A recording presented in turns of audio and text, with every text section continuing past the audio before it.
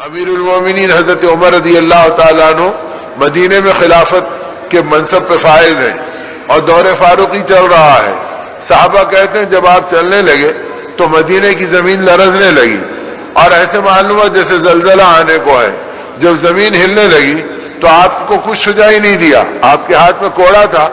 آپ نے زمین کے اوپر مارا اور زمین کی پیٹھ پر مار کر یہ کہا خبردار اگر آگے ہلے گی تو عمر اپنے کوڑے سے تیری خبر لے گا، تجھے پتہ نہیں کہ اللہ کے نبی کا غلام خلافت کے فریضے کو انجام دے رہا ہے اور وہ حلال و حرام کو پہچان رہا ہے اور امت اللہ کے حکموں پہ چل رہی ہے، اگر آگے ہلے گی تو عمر کا کوڑا ہوگا اور تیری پیٹھ ہوگی۔ تو صحابہ کہتے ہیں ایک کوڑے سے زلزلہ تھم گیا اور آنے والی لرزنے والی زمین ٹھہر گئی۔ تو دنیا کی ساری طاقتیں مل کے زلزلے کو نہیں روک سکتی، لیکن آقا کے غلام کا کوڑا زمین سے ابلنے والے زلزلے کو روک دیتے اور اس کو قابو میں کر دیتا۔ تو یہ طاقتیں اللہ نے بدلائی اور قیامت تک کے لیے دکھلا دی کہ ہمارے دین میں طاقت ہے اور ہمارے راستے میں یہ برکت ہے، ہمارے اعمال میں، ہمارے نبی کے اعمال میں یہ قوت ہے اور ہمارے حکموں کے اندر یہ عظمت ہے کہ اگر اس راستے پہ کوئی چلے گا تو اس کے نتیجے میں زمین اس کے تابع ہوگی، آسمان اس کے تابع ہوگا، ہر شکل اس کے تابع ہوگی۔ اور ایسے تابع بنا کر اللہ پاک نے دکھلا دیا کہ آتش فشاں لاوا پھوٹا حضرت عمر رضی اللہ عنہ کے زمانے میں اور آگ اس کے اندر سے بھڑکنے لگی۔ آ کر صحابہ نے اطلاع دی کہ امیر المومنین مدینے کے پہاڑوں سے آگ نکلی ہے اور وہ آتش فشاں مدینے کی آبادی کی طرف آگے بڑھ رہا ہے، پتہ نہیں کس لمحے کے اندر مدینے کی آبادی جل کے خاکستر ہو جائے۔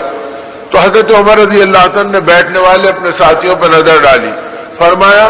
ان کے اندر بیٹھنے والوں میں سے تمیم داری کو اٹھایا اور فرمایا تمیم اٹھو۔ تو فرمایا امیر المومنین کیا حکم ہے؟ فرمایا اس آگ کو مدینے سے باہر کر کے آؤ۔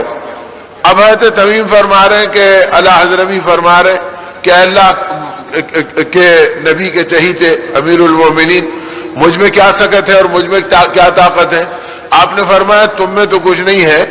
لیکن ہم جانتے ہیں اللہ کے نبی صلی اللہ علیہ وسلم نے تم لوگوں کی برکت بتائی۔ فرمایا اللہ حضرمی اٹھو اور جا کے اس آگ کو مدینے کے باہر کر دو۔ فرمایا امیر المومنین آپ کی اطاعت میں جا رہا ہوں، ورنہ میرے اندر کوئی طاقت اور تاثیر نہیں ہے کہ میں آگ کا مقابلہ کر سکوں۔ اور صحابہ کہتے ہیں کہ وہ اپنے امیر کے حکم میں چلے گئے اور آنے والے ساتھیوں نے کہا کہ دیکھو وہ آگ کے شعلے بھڑک رہے جو آبادی کے قریب آ رہے ہیں۔ اب آپ آگ کے شعلوں کے مقابل چلے گئے، یہاں تک کہ آگ کے قریب پہنچ کر جو شعلے بھڑک رہے تھے اور مدینے کی آبادی کی طرف آ رہے تھے، آپ نے اسے اپنے ہاتھوں سے دھکا دیا اور فرمایا دور ہٹ جا، یہ اللہ کے نبی کی آبادی ہے اور ان کے چہیتے صحابہ رہتے ہیں جو دین کی فکروں کو دنیا میں پھیلانے کے ذمہ دار ہیں، اور خبردار جو آگے بڑھے گی۔ اور جب آپ نے دھکا دیا تو دھکا دیتے ہی کئی فرلانگ وہ آگ پیچھے کو چلے گئی۔ اب شعلے آگے کو نظر آ رہے ہیں اور حضرت اعلیٰ حضرمی رضی اللہ تعالیٰ نے اس کے پیچھے جا رہے ہیں۔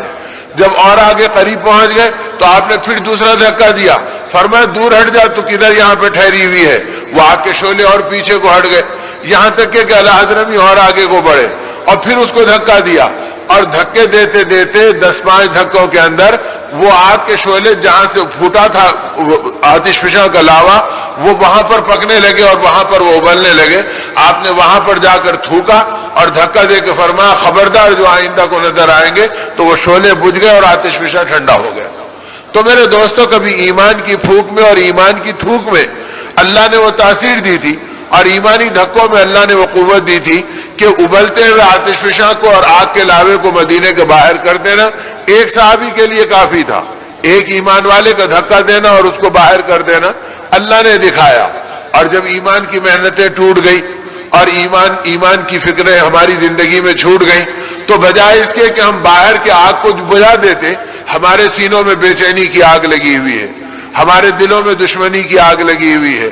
ہمارے گھروں کے اندر بے اطمینانی و بغاوت کی آگ لگی ہوئی ہے، اور اس کو فروغ کیا کرتے؟ یہ رات دن بھڑک رہی ہے اور یہ خاندانوں میں پھیل رہی ہے، یہ آبادیوں میں پھیل رہی ہے۔ مسلمان کو محبت کی نظر سے دیکھنے سے محروم ہو گیا۔ وہ دین اور ایمان جس کے نتیجے میں جانور ہم کو محبت سے دیکھتے اور درندے ہماری اطاعت کرتے، آج ہماری سگی اولاد ہماری اطاعت کرنا مشکل ہو گئی، گھروں کا چین لوٹ گیا۔ تو یہ سارا وبال اور عذاب وہ ہے جو اعمال کی قیمت کو نہیں پہچاننا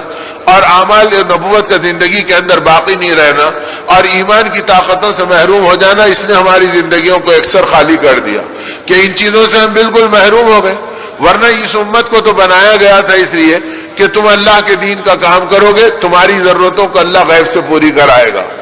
دو صحابہ بڑھاپے کے زمانے میں ملک شام سے واپس آ رہے ہیں، نبی رحمت صلی اللہ علیہ وسلم کے زمانے میں دین کا کام کرتے رہے، دور صدیقی کے اندر دینی محنتوں میں اپنی جان کو تھکاتے رہے اور اسلام پہ مر مٹنے کے ساتھ اپنی زندگی کو بھلاتے رہے، اور دور فاروقی میں آدھی خلافت کا زمانہ گزر گیا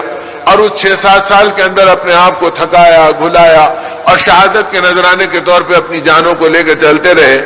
اب اس کے بعد جب ملک شام سے واپس آ رہے تھے تو راستے میں ٹھنڈے پانی کا چشمہ نظر آیا اور لہلاتی ہوئی کھیتیاں نظر آئی،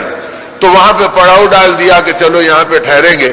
اور امیر المومنین سے اجازت لیں گے کہ باقی زندگی یہاں اللہ اللہ کرتے ہوئے گزار دیں گے، خدا نخواستہ جوا کھیلتے ہوئے نہیں گزاریں گے، غفلتوں میں نہیں گزاریں گے، دنیا کی لہو و لعب اور لغویات میں نہیں گزاریں گے، بلکہ وہ اللہ اللہ کرتے گزاریں گے جن کا ایک مرتبہ اللہ اللہ کہہ دینا قیامت تک آنے والی پوری امت کی عبادتوں سے افضل قرار دیا گیا۔ صحابہ وہ ہیں نبی پاک صلی اللہ علیہ وسلم کی صحبت میں رہنے والے۔ آپ نے فرمایا تم میرے صحابہ کو نہیں پہچانتے اور ان کے مقام کو نہیں جانتے، اگر یہ مٹھی بھر جو خیرات کر دیں تو بعد آنے والی امت کا طبقہ اگر احد کے پہاڑ کے برابر سونا خیرات کر دے تو ان کی مٹھی بھر جو کے برابر نہیں ہو سکتا فرمایا۔ تو ان کے مرتبے اتنے اونچے، ان کی قربانیاں اتنی اونچی، تو وہ کہہ رہے ہیں کہ امیر المومنین اگر آپ اجازت دے دیں تو بڑھاپا ہے، ضعیفی کا زمانہ ہے، پوری زندگی دین و ایمان کی محنت میں گزر گئی، اگر آپ اجازت دے دیں تو اس باغات میں ہم ٹھنڈی ہواؤں میں ہم پڑے رہیں گے اور بچی زندگی بڑھاپے کی آرام کر لیں گے اور اللہ اللہ کہتے اپنی زندگی گزار دیں گے۔ تو حضرت عمر رضی اللہ عنہ نے ان کو جواب یہ بھجوایا کہ کیا یہود و نصارہ مر گئے جو تمہارے دل کھیتیوں میں لگ گئے اور تم باغات میں مشغول ہونا چاہتے ہو؟ فرمایا اللہ نے یہود و نصارہ کو رکھا ہے، تم دین اور ایمان کا کام کرو اور دنیا قدموں میں اللہ ان کے ذریعے تمہارے دلاتے رہیں گے، وہ کھیتی باڑی کرتے رہیں گے، خراج ہم کو دیتے رہیں گے اور وہ جزیہ آتے رہے گا اور اس سے اللہ تمہارا پیٹ بھرتے رہیں گے، تمہاری نسلوں کی ضرورت پوری کرتے رہیں گے۔ اگر تم دین کی محنت چھوڑ دو تو پھر یہود و نصارہ کے مرتبے پہ جانے کا ڈر ہے۔ تو گویا جب تک یہ امت دین کا کام کرتی رہی اللہ نے انہیں دنیا سے بے نیاز رکھا،